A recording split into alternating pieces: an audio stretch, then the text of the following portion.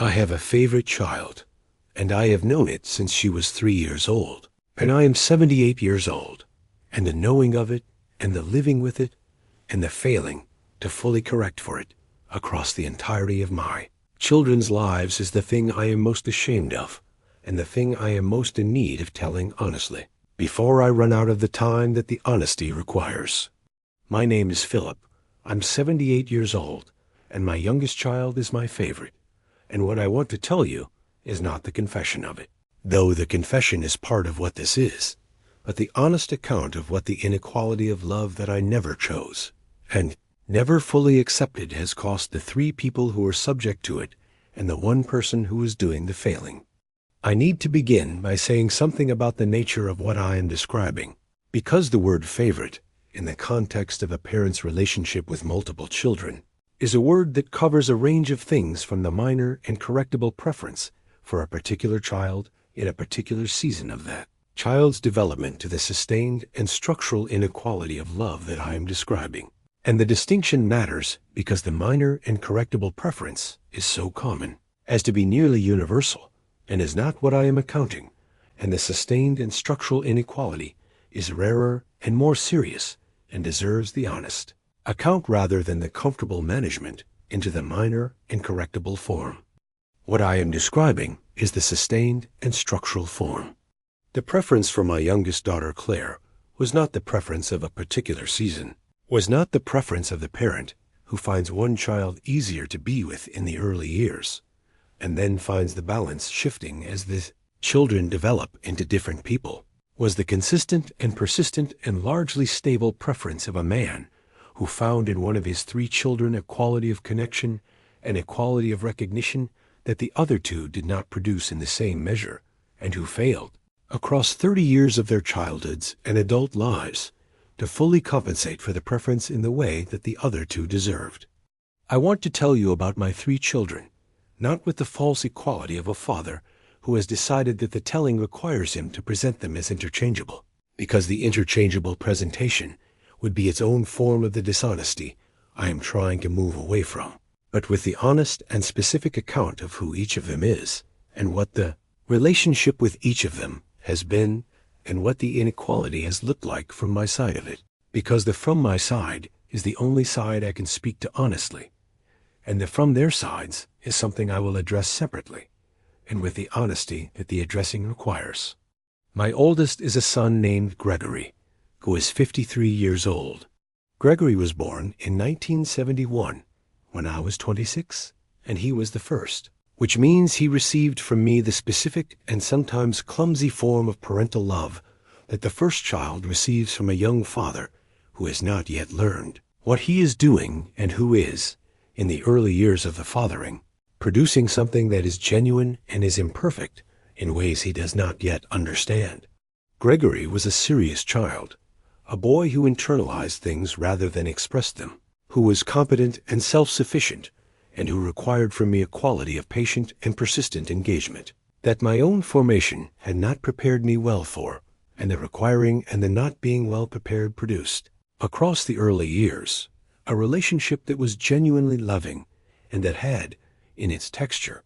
a quality of effort on my side that the relationship with Claire never had. And the effort was not the problem exactly, but the effortfulness was legible to Gregory. I believe, in the way that children read the quality of their parents' engagement with them, the difference between the engagement that comes naturally and the engagement that is produced by the will. My middle child is a daughter named Susan, who is 50 years old. Susan was born in 1974, and she was, from the beginning, a child who was more like my wife Margaret than like me, who had Margaret's warmth and Margaret's social ease, and Margaret's way of being in a room that made the room feel warmer, and the people in it more comfortable. And the being like Margaret was something I valued in Susan, and that I was not always fully present to in the odd way that the valuing implied I should be, because the valuing of a quality and the genuine engagement with the person who has it are not the same thing, and the not being the same thing is the honest account of my relationship with Susan across much of her childhood and adolescence. Claire was born in 1978, when I was 33, And she was the third child in a family that had found its shape and in a father who had, by 33, found something closer to his own shape than the 26-year-old who had become Gregory's father. And some of what the preference was is simply the Matthew effect of the parenting, the way that the later children often receive a more settled and more present version of the parent, because the parent has, by then, got enough of the figuring out that the earlier children bore the cost of to be more genuinely available. This is the charitable account, and it is not untrue, and it is also not sufficient as the full explanation, because the preference for Claire was not only the function of who I was when she arrived, but the function of who she was, of the specific and particular quality of her that produced in me, from the earliest years of her life, the feeling of recognition that is the most honest word I have for what the preference actually was. She thought the way I thought. I want to say it that simply because the simple version is the most honest one, and the more elaborate version would be the management of the simple version into something more defensible, and the defensible version is not what I am here to tell you. Claire thought the way I thought, was interested in what I was interested in, approached problems and situations and the world in the way that I approached problems and situations and the world, and the recognition of myself in her was immediate and was warm, and was the beginning of the preference, which is the explanation of the preference, and is not the justification of it. And the distinction between the explanation and the justification is one I have worked hard to maintain across the years of the honest accounting, because the conflation of the two is the most common error in the self-examination of a parent who has a favorite. I am a civil engineer, which I mention because the profession is relevant to the preference in the specific form it took. Claire being the child who was interested in how things were built and in the mathematics that described the building, and in the world as a set of problems that had solutions if you understood them correctly. And the sharing of that orientation between us was the daily and concrete form that the recognition took across the years of her growing up, the form that was most visible and most capable of being rationalized as the natural affinity between a father and a child who share interests rather than the structural inequality of love that it was also simultaneously producing. I want to tell you about Gregory first, because Gregory is the one whose cost I have been least able to look at directly, and who deserves the most honest account. And the most honest account requires the most direct looking, which is uncomfortable, and is what the honesty requires. Gregory understood the preference by the time he was 12 or 13. I do not know exactly when the understanding arrived, because the understanding was not announced, and was not the subject of a conversation between us at the time of its arriving, but I know it arrived by the early teenage years, because the quality of our relationship in that period changed in a way that I registered as Gregory, withdrawing, and that I understand now, from the distance of 40 years, as Gregory arriving at the understanding and making the adjustment that children make when they have understood something painful about their position in the family, which is the adjustment of the expectations downward, the reorganization of what they are looking for from the parent in the direction of what the parent is actually capable of providing, rather than what the child would prefer the parent to provide. The adjustment was a loss, and it was his loss, and I produced it. I want to say that in the direct form, because the direct form is the honest one, and because the temptation in the accounting of a parent who has not loved equally is to distribute the causation across the relationship. To note that Gregory was a difficult child to engage with, or that the relationship was effortful for reasons that had to do with Gregory's character, as much as with my preference, and the noting of those things would be accurate and would not be the complete account, because the complete account includes the fact that I was the adult and Gregory was the child, and the adult's responsibility in the relationship does not distribute in the direction of the child, regardless of what the child's character made more or less natural. Gregory is 53 years old now, and he is a successful man in the external sense, a senior manager at a construction company, and a father of 2, and a person who has built a full and apparently stable life. And the external success is something I observe with genuine pride, and something I am aware does not address the interior account of what the relationship with his father across the formative years of his life produced in him and at what cost. We are in contact, and the contact is warm in a formal sense and thin in the interior sense. The contact of two people who are related and who have an established and careful form for the chiefs relating that does not reach the interior of either of them. And the thinness of the interior contact is the shape of the preference in the current relationship, the form it has taken at 53 and 78, and I am not satisfied with it, and I do not know how to change it in the time I have remaining at a rate that would produce something different from what it currently is. Susan's cost was different from Gregory's, and in some ways subtler, and in some ways more complicated, because Susan is a person whose warmth and whose relational ease have always produced, in the people around her, the impression of someone who is fine, who is doing well, who is managing whatever is present, with the grace that her characteristic quality lends to everything she manages. And the impression is not false, and is not the whole account. Susan told me something in her late 30s, in a conversation that I had not sought, and that she had been building toward for some time, that I have thought about every day since the telling. She said that growing up in our family, she had always felt like she was in between, that Gregory was the son who carried the weight of the first, and the expectation that came with the first, and that Claire was the one who had our father in a way the rest of us didn't, and that being in the middle of those two things had produced in her, across the childhood and the adolescence and the early adult life, a specific quality of not quite belonging that she had managed with the warmth and the social ease that were her natural gifts,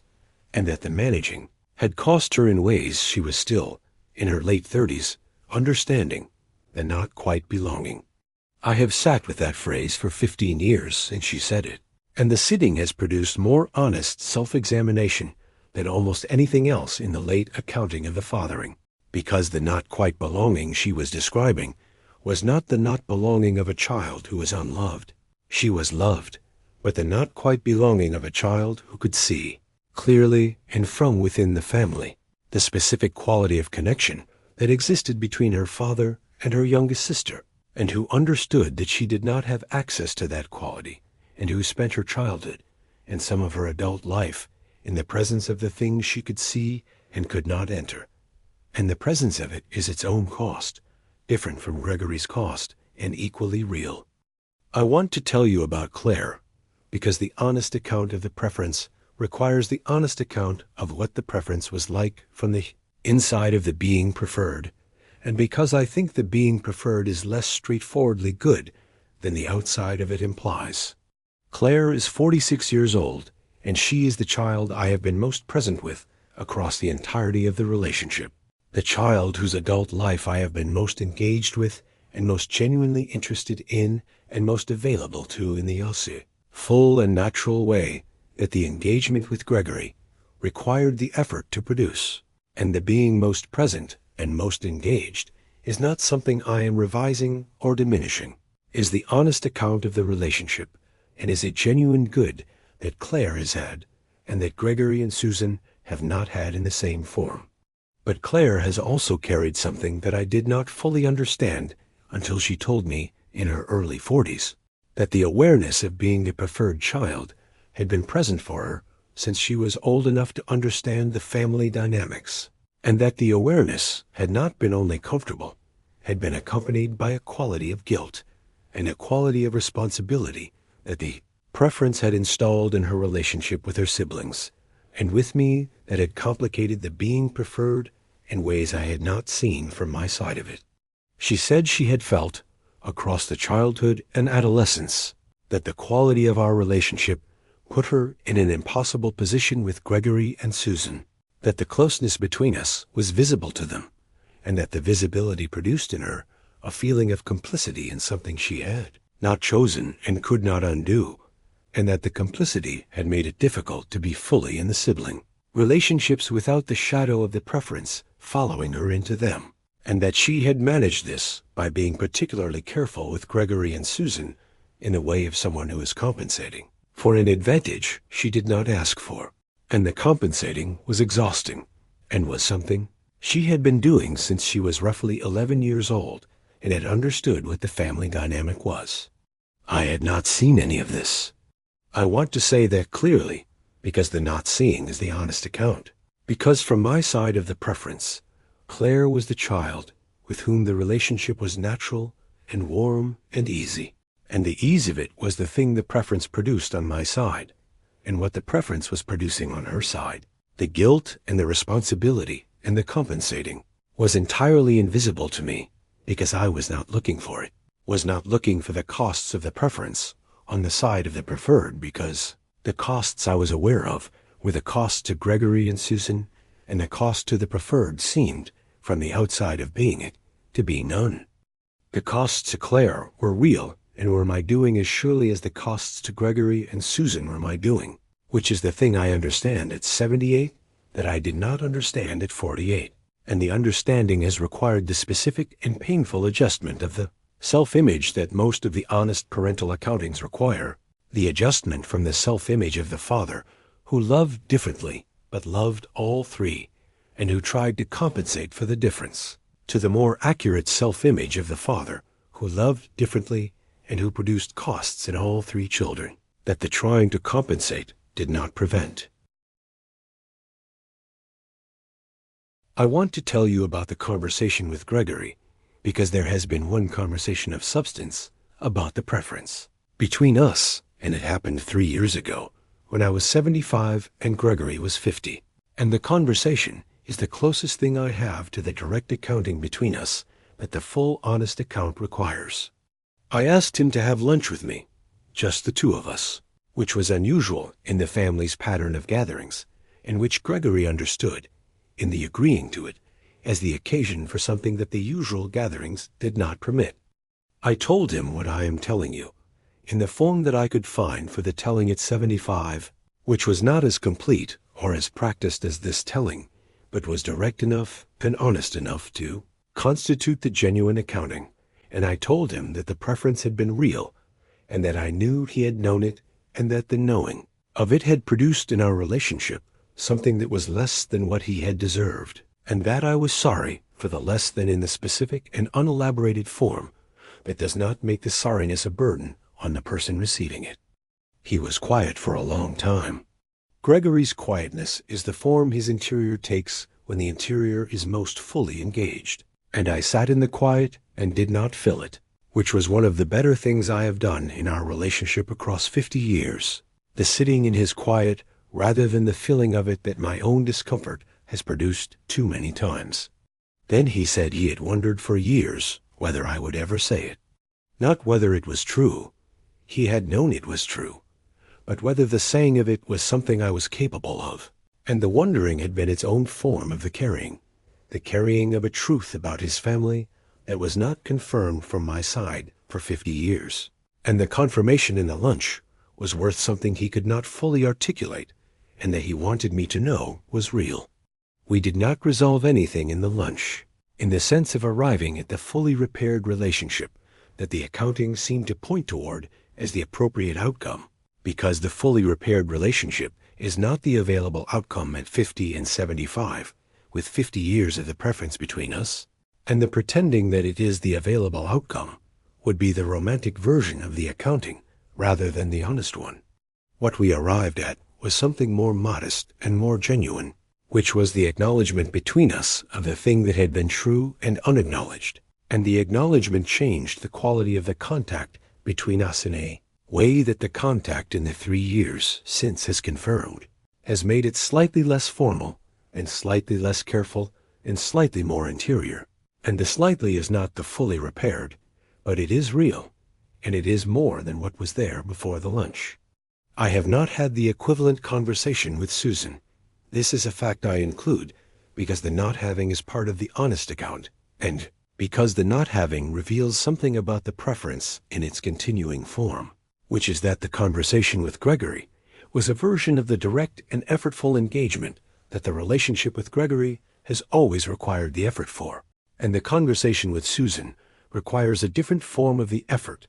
and I have not yet produced it. And the not yet is the honest form rather than the not applicable, because the conversation with Susan is one I owe her, and that I am aware I owe her, and that I am going to have before the awareness becomes too late. I want to say something about what the honest accounting of the unequal love has taught me, because the teaching is the reason the telling is worth the telling, and the teaching is not comfortable, and is not the kind of wisdom that arrives without the cost of the thing that produced it.